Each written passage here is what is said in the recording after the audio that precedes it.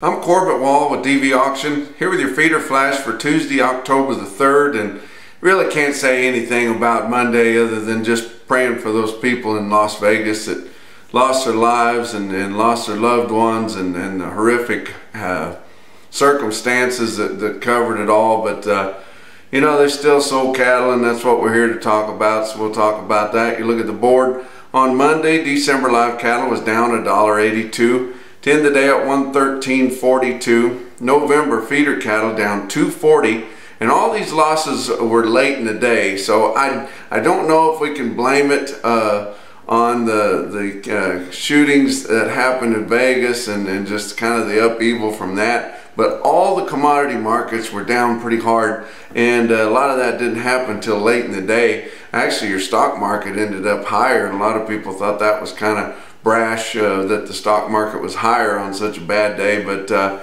really not sure why all the commodity markets were down, so that's as good a reason as any.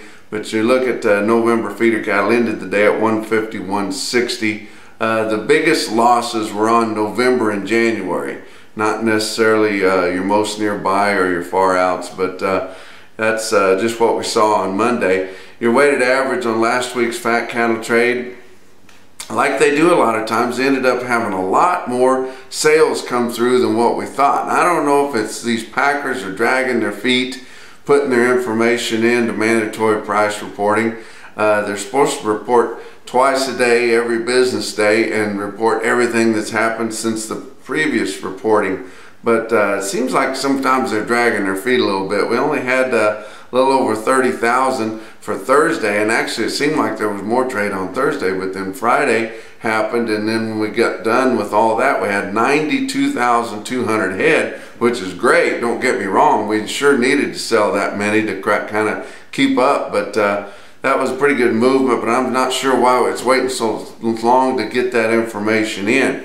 And also there was more 108.50 than we thought there was going to be. We thought it was mostly all 108 in your live sales, but up in the northern plains there was more 108.50 than we thought, and it pulled that weighted average price back up over $1.08, only 1 penny, but still 108.01 was your weighted average price on live steers, which was down 49 cents. And I told you guys late last week that your live weighted average would be a little lower and your dressed would be a little higher. The dressed was a little bit higher, 9 cents higher at 170, 173, so mostly all 172 right there. But we've just seen these chain speeds stay up so well, and like we talked about, last week was the biggest cattle slaughter week that we've seen so far in 2017. And if you look at the last several weeks of last month going back, we've been having the highest beef production we've had in 7 years. So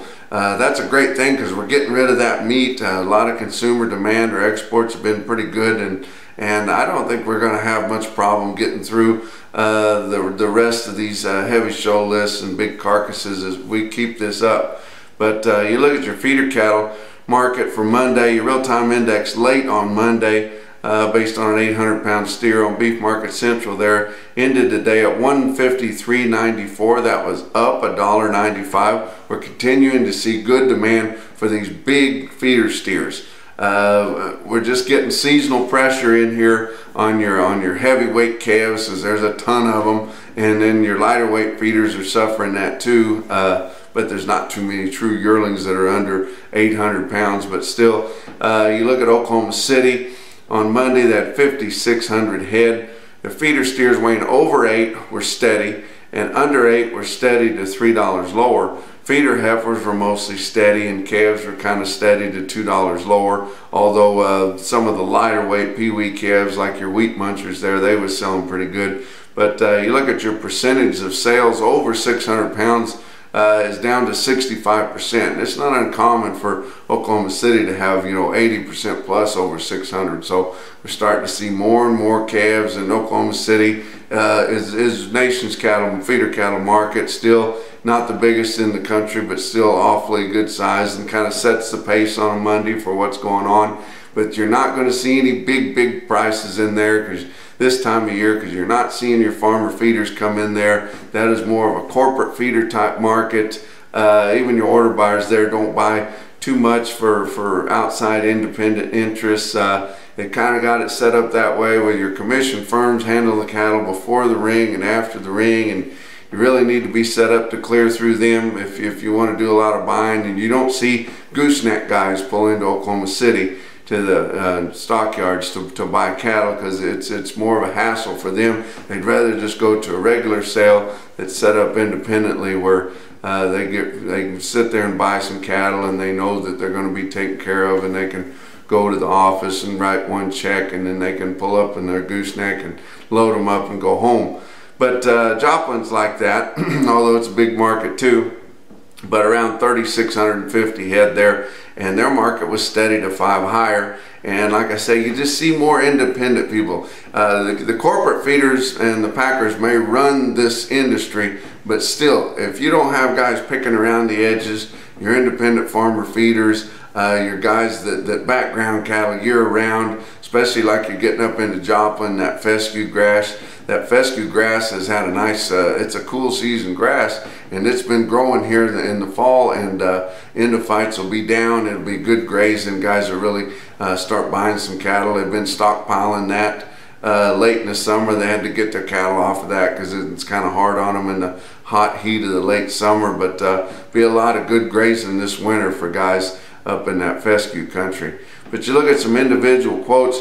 Faith Livestock Commission in Faith, South Dakota there, 1 o'clock in the afternoon on some light calves selling really good. 117 head of them, weigh 461 at 197.50. You look out western Nebraska, tri-state market there in McCook, Nebraska, on some bigger calves at 3:30 in the afternoon. Had 128 head of steer calves, weighed 600 pounds on the button at 179.50, and that's sure full market potential there.